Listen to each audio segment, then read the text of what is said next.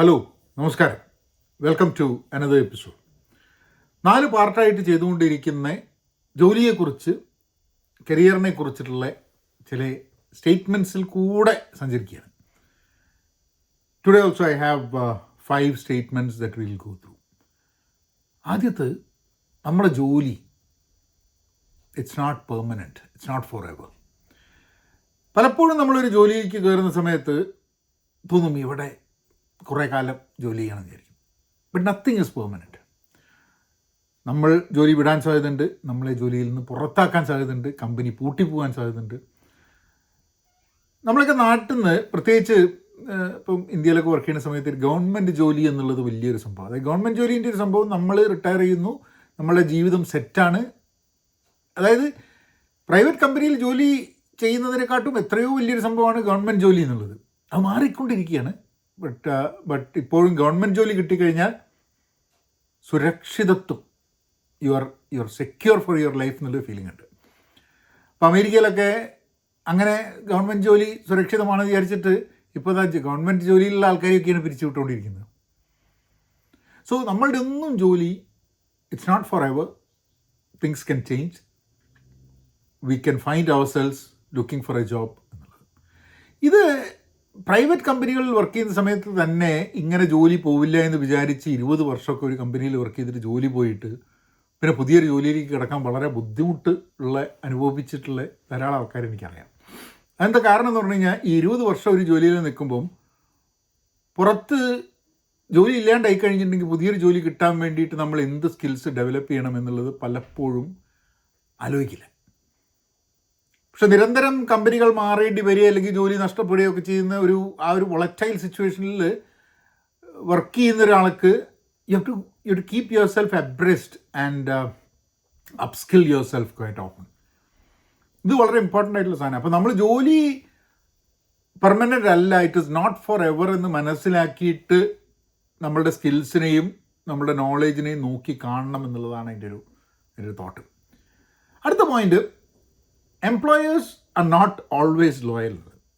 എപ്പോഴും ലോയാലിറ്റി, വിശ്വാസ്യത എന്ന് പറയുന്നത് കമ്പനിയോട് വിശ്വസ്തത പുലർത്തണം എന്നുള്ളതാണ് പലപ്പോഴും. എംപ്ലോയീസ് ഷുഡ് ബി ലോയൽ എന്നുള്ളതാണ്. പക്ഷെ അവർ പറയുന്ന എംപ്ലോയേഴ്സ് ലോയൽ ആയിക്കൊള്ളണം എന്നില്ല. ഇപ്പോൾ നമ്മൾ ഒരു കമ്പനിയെ പറ്റിക്കണമെന്നോ കമ്പനിക്ക് എതിരായിട്ട് പ്രവർത്തിക്കണമെന്നോ അങ്ങനെയൊന്നല്ല. പക്ഷേ എന്താണ് നമ്മളുടെ ജീവിതത്തിൽ ഇമ്പോർട്ടൻ്റ് എന്നുള്ളത് നമ്മൾ കൃത്യമായിട്ട് മനസ്സിലാക്കണം. ഞാൻ ജോലി ചെയ്യുന്ന ഒരു പേ ചെക്ക് കിട്ടാൻ വേണ്ടിയിട്ടാണ്, എനിക്ക് ശമ്പളം കിട്ടാൻ വേണ്ടിയിട്ടാണ് ഞാൻ ജോലി ചെയ്യുന്നത്.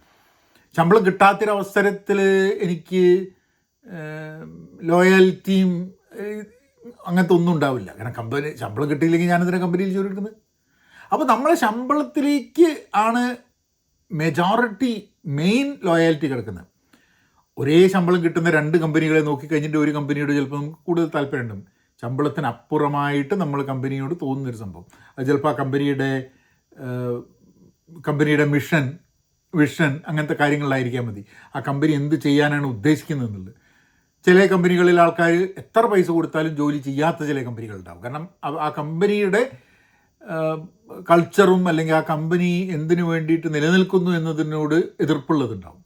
പക്ഷെ ഒരിക്കൽ പോലും കമ്പനി പൂർണ്ണമായിട്ട് നമ്മളോട് ലോയലാണ് എന്ന് വിചാരിച്ചിട്ട് നമ്മളൊരു കമ്പനിയിൽ ജോലി എടുക്കരുത് എന്നുള്ളതാണ്. കാരണം ആ കമ്പനിക്ക് എപ്പോൾ വേണമെങ്കിൽ നമ്മൾ പിരിച്ചുവിടാം. ആ കമ്പനിയുടെ നമ്മൾ ഈസിലി റീപ്ലേസബിൾ ആയിട്ടുള്ളൊരു റിസോഴ്സാണ് നമ്മൾ ഏത് കമ്പനിക്കും. ശരിയാണ്, നമ്മൾ വളരെ ഇമ്പോർട്ടൻ്റ് ആയിട്ട് ചില കാര്യങ്ങൾ കമ്പനി ചെയ്യുന്ന സമയത്ത് നമുക്കൊരു നോളേജും കാര്യങ്ങളൊക്കെ ഉണ്ടാകുമ്പം ചിലപ്പോൾ നമ്മൾ പിരിച്ചുവിട്ട് കഴിഞ്ഞിട്ടുണ്ടെങ്കിൽ ആ കമ്പനിക്ക് ചെറിയൊരു ആ കമ്പനിക്ക് എന്ന് പറയാൻ പറ്റില്ല, അവിടെ ചുറ്റുപുറത്തുള്ള ആൾക്കാർ കുറച്ചൊരു എക്സ്ട്രാ വർക്കൊക്കെ ചിലപ്പോൾ ഉണ്ടായിരിക്കും. പക്ഷെ അതൊക്കെ വളരെ ഈസി ആയിട്ട് നമ്മൾ പോയി കഴിഞ്ഞാൽ കമ്പനിക്ക് ഒന്നും നഷ്ടപ്പെടില്ല. പക്ഷെ നമ്മൾ പോയി കഴിഞ്ഞാൽ നമ്മളെ കുടുംബത്തിന് നഷ്ടപ്പെടും.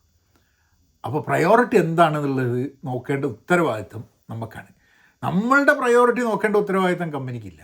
ആ കമ്പനിയിൽ ജോലി എടുക്കുന്ന എല്ലാവരുടെ കാര്യവും നന്നായിട്ട് നടക്കണമെന്ന് കമ്പനി എന്നുള്ളത് കമ്പനിക്കൊരു ചിന്തയൊന്നുമില്ലല്ലോ. കമ്പനി നടത്തുന്ന ആൾക്കാരുടെ ബോർഡ് ഓഫ് ഡയറക്ടേഴ്സ് ആയാലും അതിൻ്റെ ഡിഫറെൻറ്റ് മേഖലകളിൽ ഓരോ മാനേജർ റോളിലിരിക്കുന്ന ആളായാലും ഒക്കെ തന്നെ മേ ബി ഡെഫിനറ്റ്ലി ഇപ്പം എൻ്റെ ബോസ്, എൻ്റെ കൂടെയുള്ള colleagues, they would definitely want good for me, അല്ലേ? നമ്മൾ ഒരുമിച്ച് ഇപ്പോൾ നമ്മളുടെ കൂടെ വർക്ക് ചെയ്യുന്ന ആൾക്കാർക്ക് നല്ലത് വരണം, സഹായിക്കണം, അവർക്ക് ദോഷം വരരുത് എന്നൊക്കെ നമ്മൾ വിചാരിക്കും. പക്ഷേ കമ്പനീൻ്റെ കാര്യം നോക്കുന്ന സമയത്ത് നമ്മളൊക്കെ we are providing a service for which the company is paying us. അവിടെയാണ് അതിന് കിടക്കുന്നത്. അതിൻ്റെ ലോയാലിറ്റി സംഭവങ്ങളൊന്നും അതിൽ കൊണ്ടുവരേണ്ട ആവശ്യമില്ല എന്നുള്ളതാണ് എനിക്ക് തോന്നുന്നത്.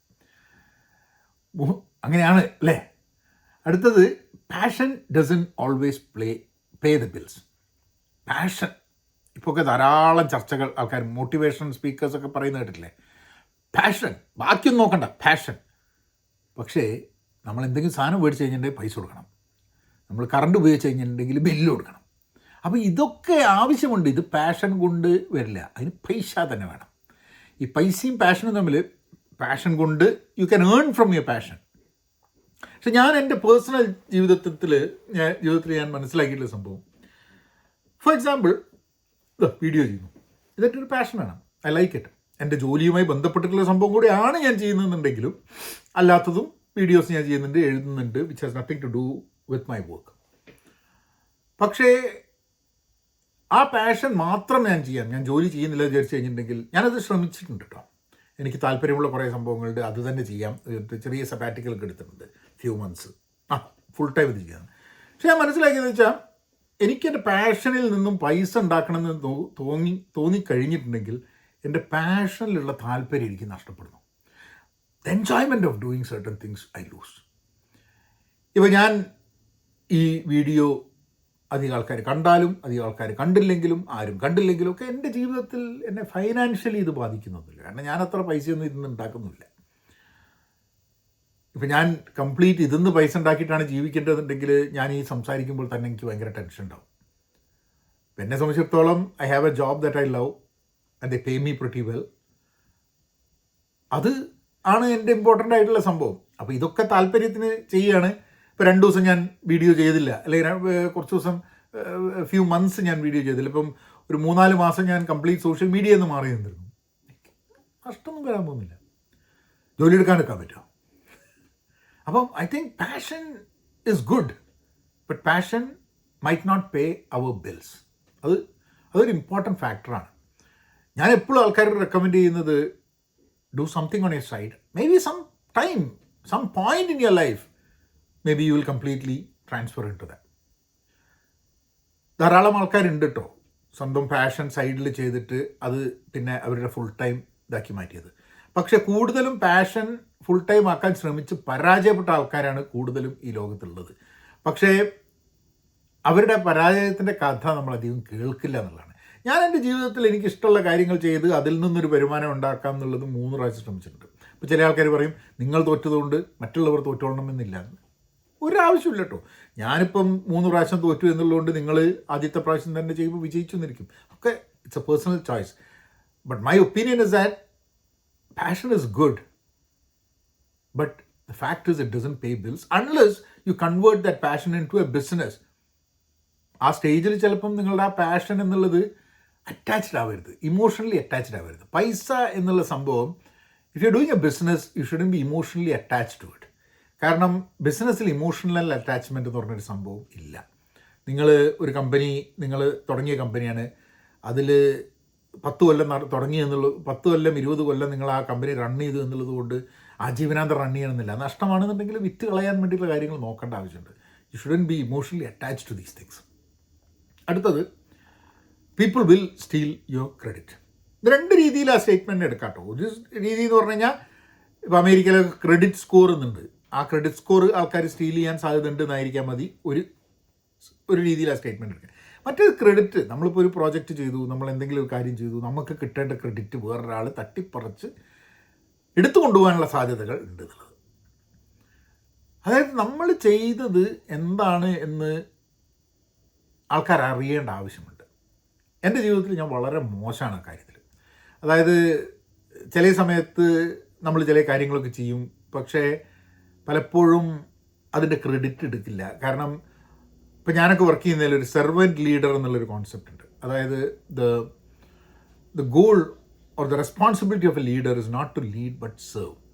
ആ സെർവ് ചെയ്തുകൊണ്ട്, അതായത് താൻ ലീഡ് ചെയ്യുന്ന ആൾക്കാരെ സെർവ് ചെയ്തുകൊണ്ട് അത് വഴി ലീഡ് ചെയ്യുന്നൊരു കോൺസെപ്റ്റാണ് സെർവൻറ്റ് ലീഡർഷിപ്പ് എന്ന് പറയുന്നത്. അപ്പോൾ അതിൽ പലപ്പോഴും നമ്മളുടെ ഇൻഡിവിജ്വൽ ആയിട്ടുള്ള ക്രെഡിറ്റ് അല്ല, ഒരു ടീമിൻ്റെ ക്രെഡിറ്റാണ്.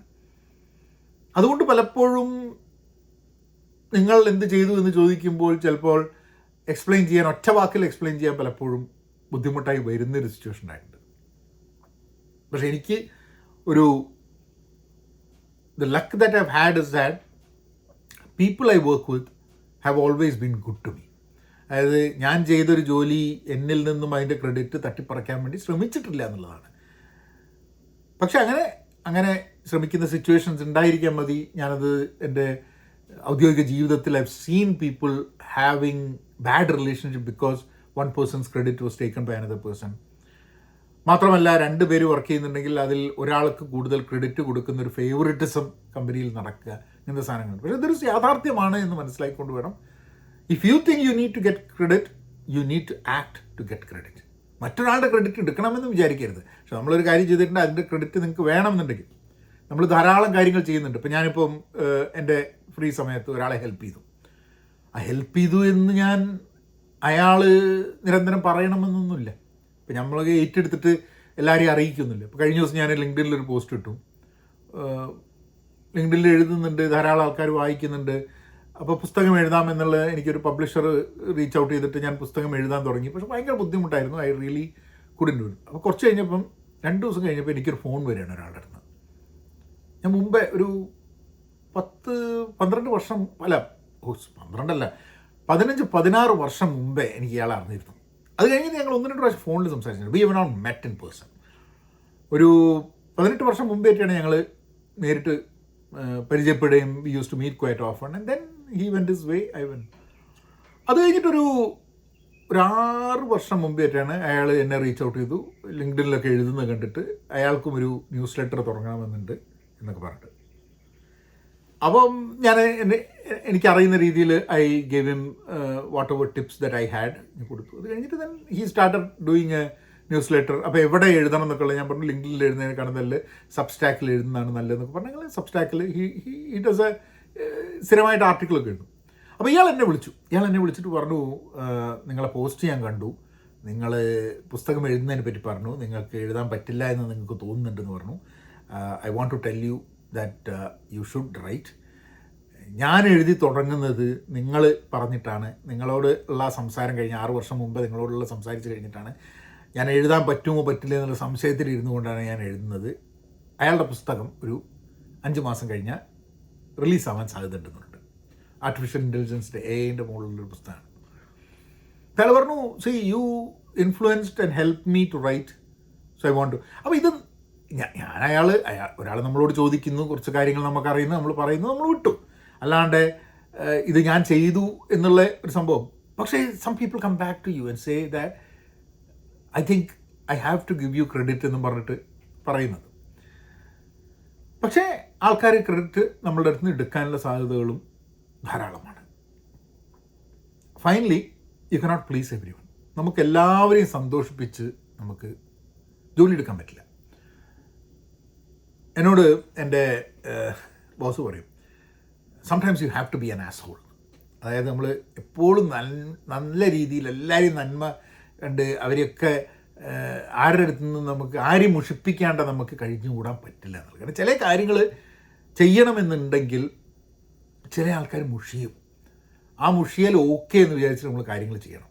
V can not allow people to not act. I mean, we cannot expect that we have to please everyone. അപ്പോൾ ഇത്രയും കാര്യങ്ങളായിരുന്നു. ഒന്ന്, ജോലി ആജീവനാന്തമല്ല. എംപ്ലോയേഴ്സ്, നമുക്ക് ജോലി തരുന്ന നമ്മളുടെ കമ്പനി നമ്മളോട് ലോയാലിറ്റി കാണിക്കുമെന്ന് പ്രതീക്ഷിച്ചിട്ട് കാര്യമില്ല. പാഷൻ, നമ്മളുടെ ബില്ലുകൾ പേ ചെയ്തോളണം എന്നില്ല. ആൾക്കാർ നമ്മളുടെ ക്രെഡിറ്റ്, നമുക്ക് കിട്ടേണ്ട ക്രെഡിറ്റ് കട്ടെടുത്ത് കൊണ്ടുപോകാൻ സാധ്യതയുണ്ട്. നമുക്ക് എല്ലാവരെയും സന്തോഷിപ്പിക്കാൻ പറ്റില്ല. നോക്കുമ്പോൾ ഇതൊക്കെ നെഗറ്റീവാണെന്നുള്ളൊരു തോന്നലുണ്ട്. പക്ഷേ നെഗറ്റീവ് സാധനങ്ങൾ ഇടയ്ക്ക് നമ്മൾ ചിന്തിക്കേണ്ട ആവശ്യമുണ്ട്. കാരണം ഈ ലോകം എന്ന് പറഞ്ഞാൽ this world is not fair. And the earlier we understand this world is not fair, the better for us. നമ്മൾ ആൾക്കാരെ പറ്റിക്കണ്ട. ഇതിൽ പറഞ്ഞ സാധനങ്ങളൊന്നും നമ്മൾ ചെയ്യേണ്ട ആവശ്യമില്ല. നമ്മൾ ജോലി ഇസ് നോട്ട് ഫോർ എവർ എന്ന് പറഞ്ഞു കഴിഞ്ഞിട്ടുണ്ടെങ്കിൽ നമുക്കും ജോലി പോകാം, മറ്റുള്ളവർക്കും ജോലി പോകാം. ഇപ്പോൾ ഒരാൾക്ക് ജോലി ഇല്ല എന്ന് പറഞ്ഞു കഴിഞ്ഞാൽ അയാൾ സഹായിക്കേണ്ട ഉത്തരവാദിത്വം കൂടെ നമുക്കുണ്ട് എന്നുള്ളതാണ്. നമ്മൾ നെഗറ്റീവായിട്ട് സ്റ്റേറ്റ്മെൻറ്റ് ഉണ്ടെങ്കിൽ അതൊന്നും നെഗറ്റീവ് മാത്രം എടുക്കേണ്ട ആവശ്യമില്ല.